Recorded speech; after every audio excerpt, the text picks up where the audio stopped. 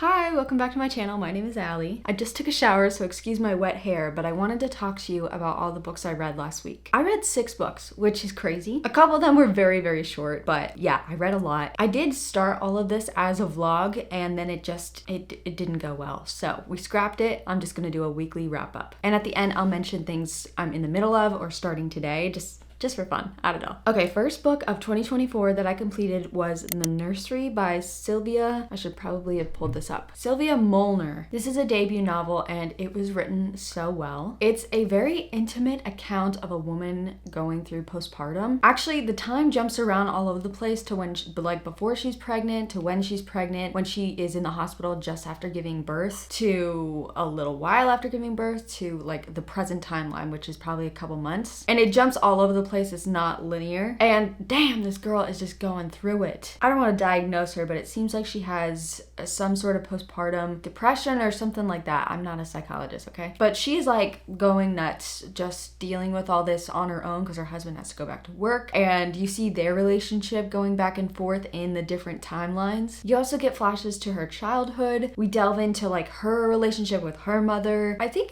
at the center of the story is her relationship with her neighbor, this old man who lives above her, and he comes down and he knocks on the door and he's like, "Your baby's screaming," and then they end up being little pals. They just sit in the room quiet because they're so lonely, and it was heartbreaking but sort of wholesome. This whole book, I thought at first it was gonna be a very removed kind of glance at this postpartum situation and that it might be a little sweet. It's not. I mean, it is, but it's kind of depressing, and like, as someone who doesn't really want to have kids, this is a big fat reminder that I never want to ever give birth to a baby.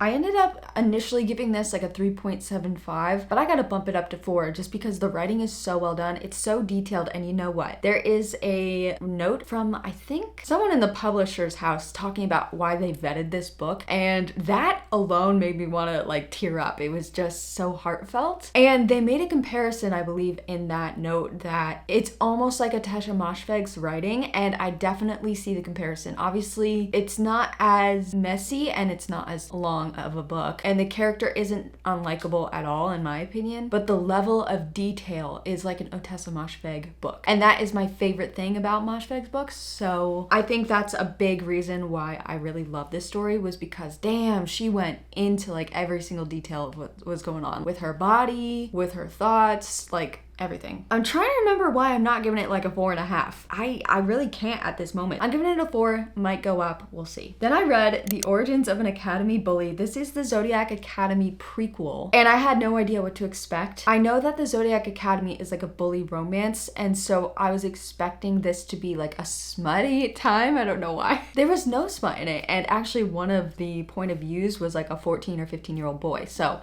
there was no romance in it at all. It was just a fantasy, and I loved it. I also gave it 4 stars, but it's a different kind of 4-star from like a literary fiction to a sort of new adult fantasy. You know what I mean? Like, these are both 4 stars, but they're not the same. So just take it with a grain of salt. You know what I'm talking about. You guys read books, okay? I'm gonna stop explaining. This was a pretty cool introduction to this world. I'm doing a sort of buddy read with a few people on Meredith's Discord. I will link that down below. If you want to join, go on there, because we're gonna be reading this one, the Zodiac Academy #1 in this month, and then like every month a book. Yeah, this one was cool because it made me very curious about the magic system, about like the way that the fantasy world is built, and it did make me curious about what is going to happen politically in the rest of the series, which for me that's a big thing because the politics in a fantasy isn't always my favorite thing. But there was like a clear good guy and a clear bad guy and a quest, and I loved it. I loved all that goes into this magical world because there are lots of things in it. First of all, they all are very into their zodiac signs, and their comebacks, like when they're talking to the evil dude, they're like, "Well, I'm a Libra, so I know that's not fair."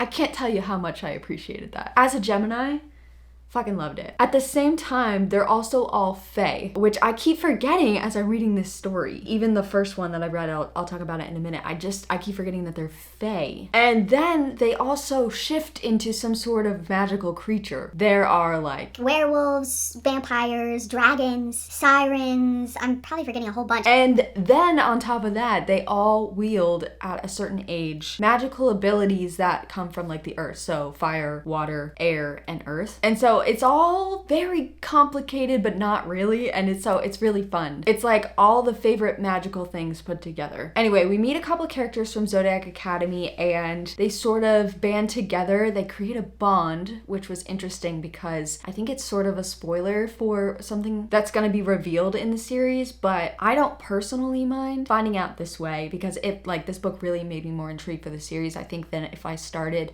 on book 1. They band together and they are sort of like rebelling against their families. Then I did read Zodiac Academy 1, and this was a totally different vibe, which was interesting because this was leaning more toward romance, even though there wasn't like a true romance in here, but there were sexy things. There was like a steamy scene. There was a lot of flirtation and lots of promise for romance to come in the future, and I'm a sucker for that, so I don't mind that at all. But I cannot wait for some of the more fantastical things to happen, and surprisingly more of the political stuff. So this one was just an introductory. We follow twins who are Geminis. Hello. And we're actually in the mortal world. They are like 18 years old. They are struggling because they've been foster kids. They don't have money. One of them, it likes to steal bikes. Not like bicycles, like motorcycles. And I really like them together. One of them's a little bit more reserved. The other is very feisty, but like not annoying feisty in my opinion. All of a sudden, things start happening very quickly where they are introduced to this magical world and they are told that they are heirs to this fae world.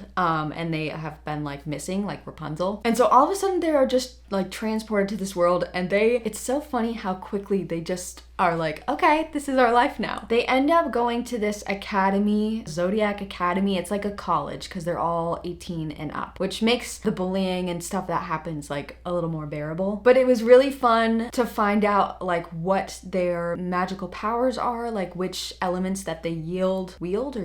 And then eventually we're gonna find out what animals they shift into. I think they're gonna like drag that out a little bit. At the heart of this story, there's a mystery happening, and I'm pretty sure I already know the bad guy, or at least one of them. And you know what's really annoying is that the focus also is really on these heirs. One of the guys from the prequel and all of his friends, they are bullying these girls because they are planning to rule. Like if these girls hadn't been found, then they together when they are grown up, I guess they are like 20 years old, but whatever, they are gonna be in charge of this fae world, but they're pissed at these girls for being dragged in here. And it's so annoying because every single person in this fae world hates them, but they don't even want it. And they've said it 100 times. And the fact that hardly anyone is even like listening to them is so frustrating and not like realistic at all. But the thing to remember, I guess that they mention a few times, is that they are fae. So they're tricky and they are sort of violent.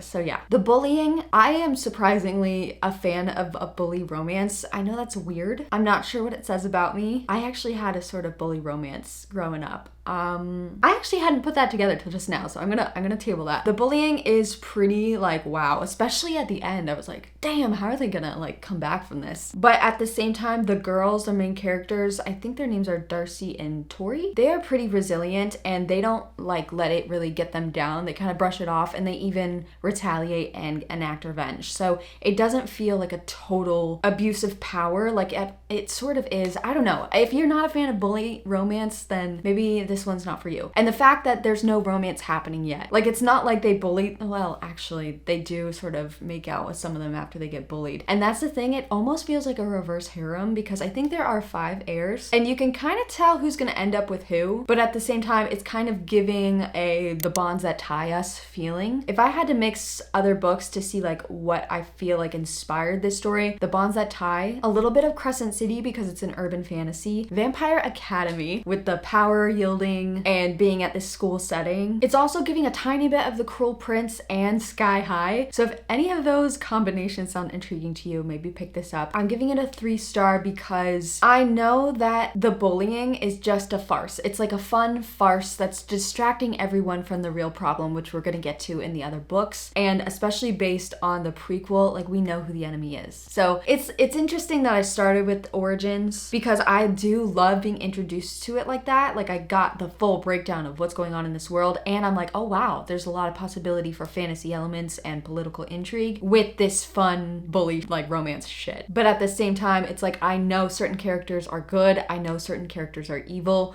where they're trying to like do the opposite in the first book. Anyway, I'm gonna move on because I feel like I'm not making sense. sense. Then I reread Atomic Habits because I'm a basic bitch, okay? I love this book. I read it a few times a year along with a couple other self-improvement books that like really talk about habits. I love habits. And the funny thing is that I listen to the audiobook every year and I don't really take anything in. It's just like a nice subconscious reminder that, you know, I can control my life. Whatever. Sometimes I need that. This one is so good though because he's very succinct, and at the end of every chapter, he really summarizes what he says in case you're like just listening to it in the background. And I feel like every time I read it, I kind of stick to something new. And so this year I really stuck to, let me tell you what this book is about. It's just about how to better your life in whatever way you feel fit by implementing daily habits, which sounds like a lot for this book, but he goes into great detail and it's very, very helpful and very inspiring and motivating. I think the thing I really stuck onto on this reread was that your habit doesn't need to be perfect at first. Like you can just show up. And so if that just means not going out for a walk, but just like putting your jogging shoes on, it's like starting the habit, because eventually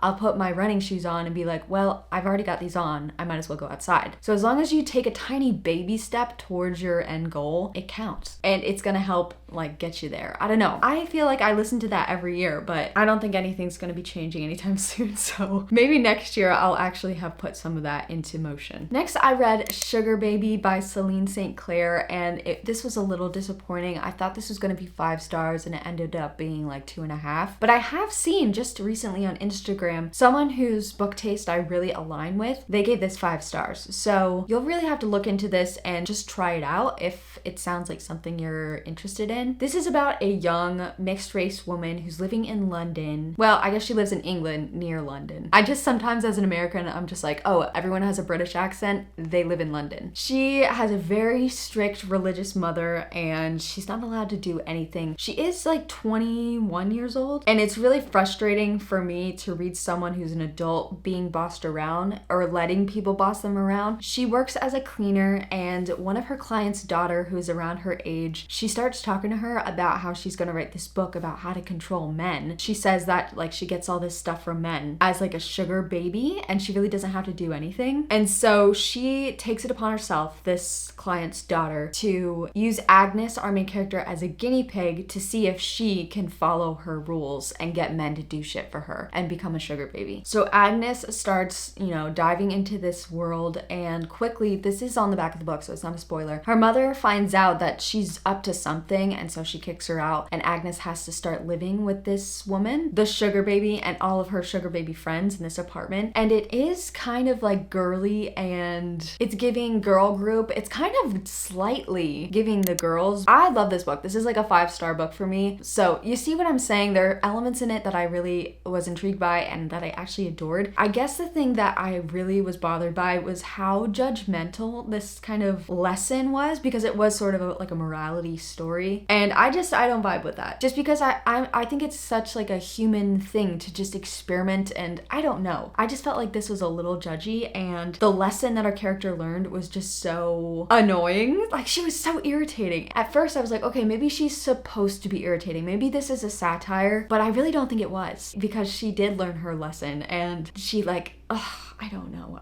It rubbed me the wrong way, and the thing that really rubbed me the wrong way is that it was compared to, in the synopsis, saying that it was in the vein of Luster, this book, which was my favorite book of last year. And that was so beautifully written. It was very poetic. It was hilarious. And so I was expecting some of those elements in, but I didn't get them. And so yeah, 2.5 for Sugar Baby, but some of you might like it. I don't know. And then, oh my gosh, yesterday I finished 13 Ways to Kill Lulabelle Rock. This is like a random sci-fi I got an ARC for. It came out on the 9th. It was so fucking good. On Goodreads, I have it as a 5 because this is like a 4.75. I did buy the book though, and so I'm gonna reread it, and maybe it'll be a 5 on reflection, but this just, I love this book. Okay, so in this world, rich people can make portraits of themselves, which are basically clones, especially like movie stars. They have clones or portraits that just go and do their modeling modeling, their Instagram work, their press stuff, things like that. So we follow the portrait of this movie star named Lulabelle Rock. I don't usually like books about like celebrities, but our main character is clone number 13, and she was made to kill all the other clones. And so it doesn't feel like a movie star book because like our main character isn't a movie star, even though she literally is a clone of the movie star. I don't know, just the way it was written was so fun and cozy and contemplative, but also is very episodic, which again, I don't usually like, but I want this to be a TV show so badly. Each chapter, we get the title and the explanation of a tarot card, which I thought was really cool, and they sort of play on that in the story. And each one of them is her finding another one of the clones, and her job is to kill them off for whatever reason. I don't really want to give it away. And so she meets these clones. Some of them are really like desperate to be decommissioned, and then some of them are really like fighting back, and some of them are just chatty. And so it's interesting the morality that's happening in this book, but also there's like a car chase, there's violence, there's a tiny little romance that I feel like some of you are going to be weirded out by, but I loved it.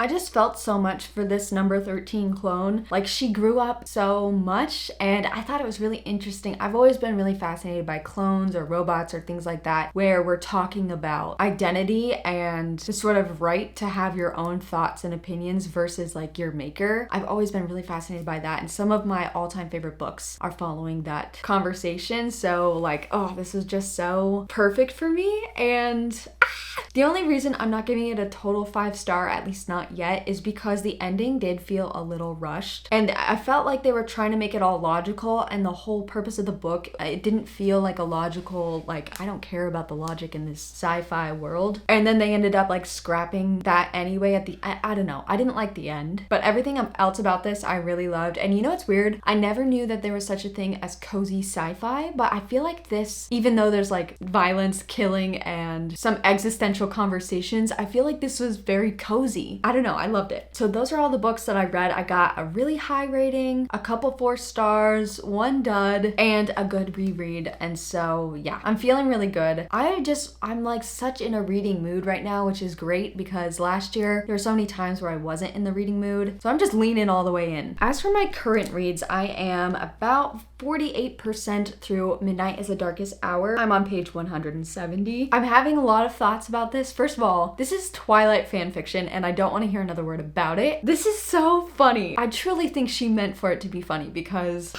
there are so many Twilight references. Like, they reference Twilight in the 2nd chapter. Our main character is obsessed with Twilight, and she randomly says the word Twilight as the time of day constantly, and I giggle every single time that word pops up. But then actually some of the scenes that are happening are parallels to things that happened in the Twilight series. For instance, this happens pretty early on. Our main character gets stung. I guess it's not stung. She gets bitten by a snake, and her sort of love interest has to suck the venom out. And it's totally giving the first Twilight book where Edward has to suck her venom out, and it's like, And as I'm reading, it's so fun to read because I'm putting all this. I'm like, oh wait, is this the Volturi? Is this the scene when she's all depressed in the forest? Like, things like that. This actual story though is about a young woman who lives in a very small, I think they're in Louisiana, like Bible Belt town. Her father's a pastor. I think she's 20 years old. Anyway, these murders are happening in their town. Our character knows a little bit more than it says on the flap of the book, but there is like a mythical legend about this thing called the Low Man in this town. And so it's about our main character trying to figure out this mystery with her childhood friend, who is also sort of her love interest. And he's giving Edward, but also kind of Jacob. I don't know. At the point I'm in now, I'm a little bored by the actual plot. They are hunting for clues, and I'm at the point where I'm just like, can we move on to something juicier? I also really do like that there's a small town drama feeling to this. We're learning more about like her neighbors and like the juicy, sad, kind of horrific gossip going about them. The drama of her being young and hanging out with this bad boy who's like our Edward Cullen. We also get time jumps to when she was 17, when she was younger. And so I'm liking the Twilight of it, but the actual plot itself is sort of getting boring for me right now. The only thing really like I'm clinging to right now is the parallels. I'm like, wait, what scene is this and which book are we we in eclipse? Are we in new moon? And so I don't know if that's fair of me or not, but it's fun. So I'm not gonna question it. And then today I'm going to be starting Emily Wilde's Map of the Otherlands. I am so excited. So you should see that vlog on Tuesday. And yeah, things are going great. I got my nails done. I've probably been playing with them the whole video, so sorry for being distracted. I've never gotten long nails like this, and they are so fun to play with. I've also, sorry if you don't really care, I've been working on my paint with numbers. I got like a whole bunch of them in this cheap kit, and this was my first one, and it's so colorful and beautiful. I even improvised, like I put these little squiggles in there and in here, and I changed the colors on some of them because I didn't like what, you know, they gave me. But I actually love this, and I might frame it and put it in my little office. So yeah, that's what's been going on this week. I'm still feeling high from the new year, which is amazing because usually like 3 days in, I'm like, ugh, can we just like go to 2025? But no, I'm feeling great. I'm excited to read. I'm loving the books that I'm reading. Even the ones that I don't like, I still have good things to say about them, or at least like interesting thoughts to think about them. And yeah, I'm so excited for being alive. That's so great. That was so cheesy. I'm so sorry. I gotta go. Bye.